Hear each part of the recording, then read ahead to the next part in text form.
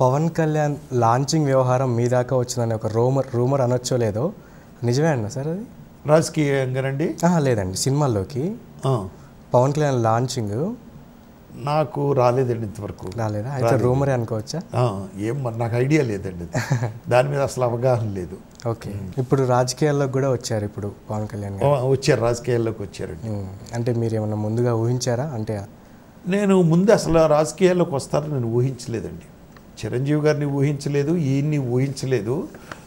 అయితే వచ్చారు. బట్ నేను అనేది ఏంటంటే అండి, మనకి రాజకీయాలు కావాలి అనుకున్నప్పుడు ఇక్కడ పుల్ స్టాప్ పెట్టేయడమేనండి ఎన్టీ రామారావు గారిలేగా. ఓకే, అటొక్కాలు ఇటొక్కాలు ఉండకూడదు. ఎందుకంటే కళాకారుడికి అందరూ కావాలి, ఒక సపరేట్ అభిమానులే కాదండి, అందరూ కావాలి మీకండి. ఉంటేనే మన లైఫ్ ఇక్కడ బాగుంటుందండి నా ఉద్దేశం. అయితే ఒక్కొక్కరిది ఒక్కో రకమైన ఒపీనియన్ అనుకోండి, చెప్పలేము మనమండి టోటల్గా. ఇప్పుడు ఎంజీఆర్ గారు ఉన్నారండి, నేను మద్రాసులో ఉండేటప్పుడు మరి ఆయన సినిమాల్లో యాక్ట్ చేస్తున్నారు అప్పటికి. తర్వాత చీఫ్ మినిస్టర్ అయ్యారు. తర్వాత సినిమాలకి పుల్ స్టాప్ పెట్టేశాడు ఆయన.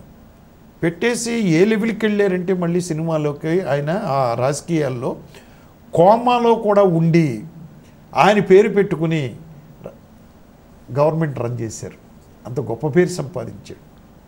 అలాగే మొన్న మనకి జయలలిత గారు అలాగే చేయగలిగితే బ్రహ్మాండం అండి, సూపర్ మనమండి.